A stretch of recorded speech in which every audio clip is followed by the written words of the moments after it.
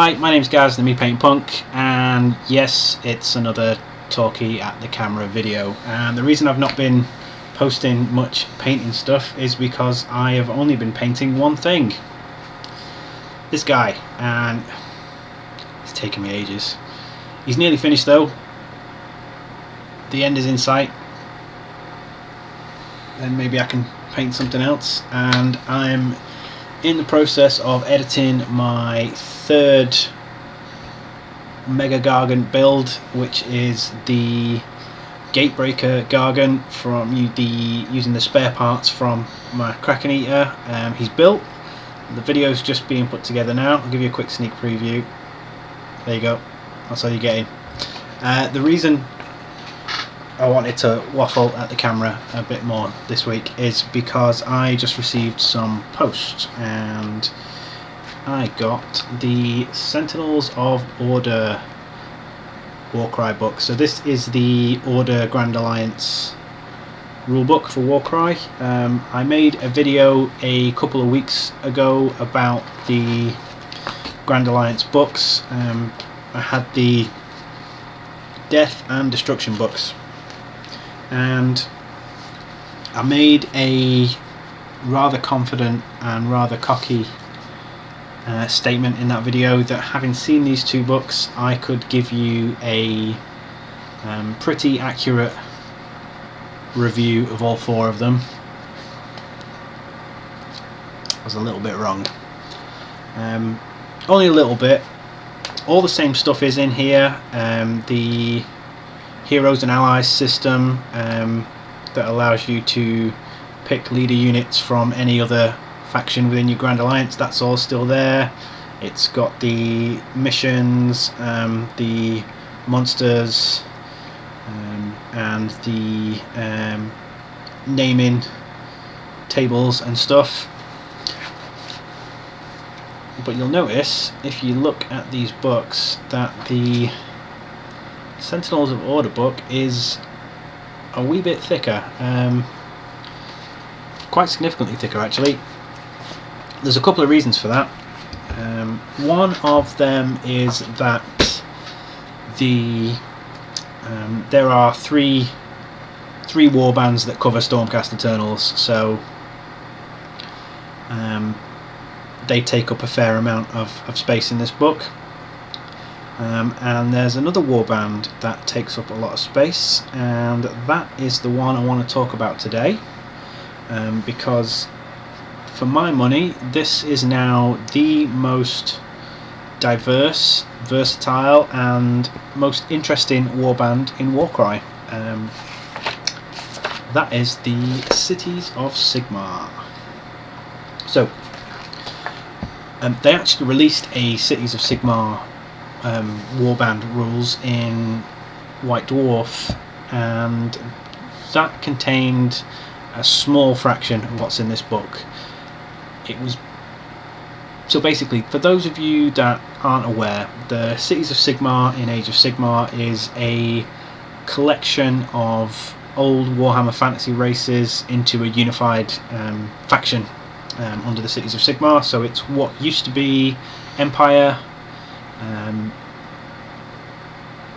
Wood Elves, High Elves, Dark Elves and Dwarves. I think that's all of them.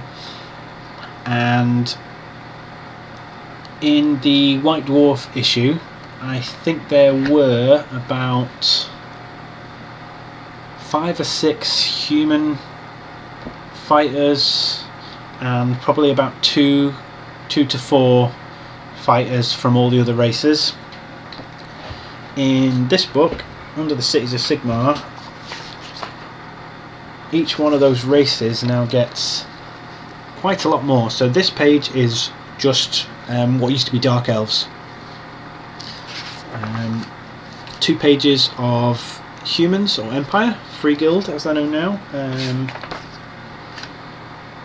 About 1.5 pages of Dwarfs.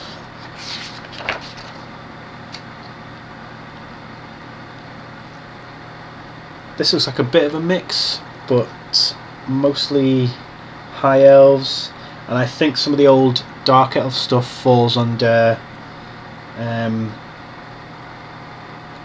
Corsairs now, and the last page is all Wanderers or Wood Elves, and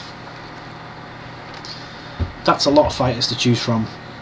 That is, so you can build your, these are all Cities of Sigmar, so you can build your warband using a mix of any of these, which I think is pretty cool. But what I also think is really cool is with all these fighters now, there's enough variation, enough leaders and special characters in each of these races that if you wanted to build a purely Wood Elf warband, there's nothing to stop you doing that.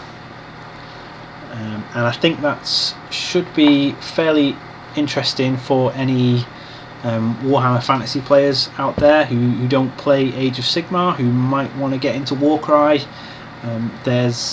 If you have one of these races, you've basically got a warband there.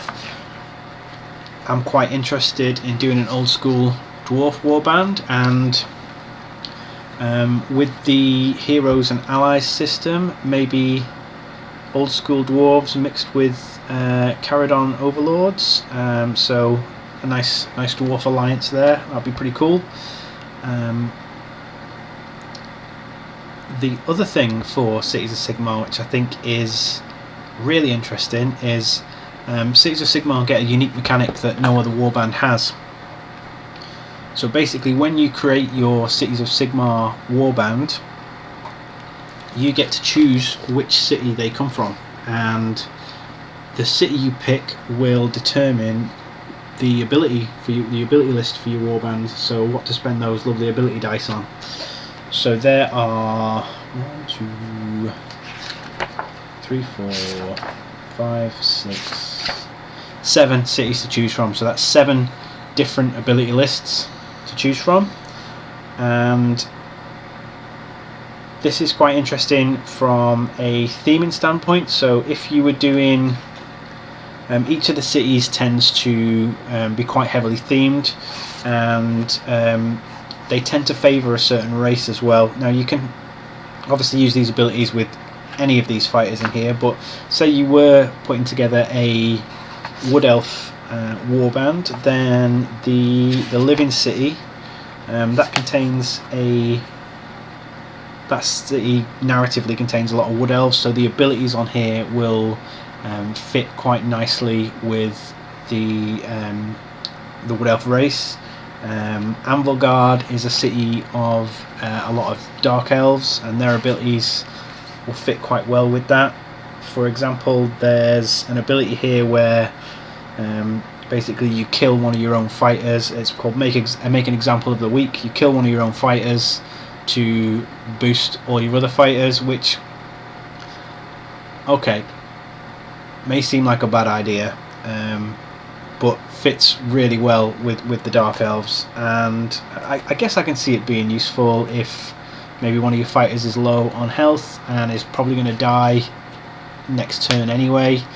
Then it might be better for you to shank them yourself and give your allies a bit of a bonus. But yeah, there's just more versatility with this warband than with anything else in Warcry, and I think that's pretty cool. And I think it goes to what I was talking about in my other video about the scope of Warcry changing and expanding. So stepping away from the all points and chaos and becoming a more comprehensive Age of Sigmar skirmish game, which I know some people don't like, but I'm thrilled with the way it's going, and I can't wait to see what comes next. But yeah, I just thought that was worth waffling about for a bit. So thank you so much for watching. Gatebreaker Mega Gargant build video coming very soon. Thank you so much for watching, and until next time, bye.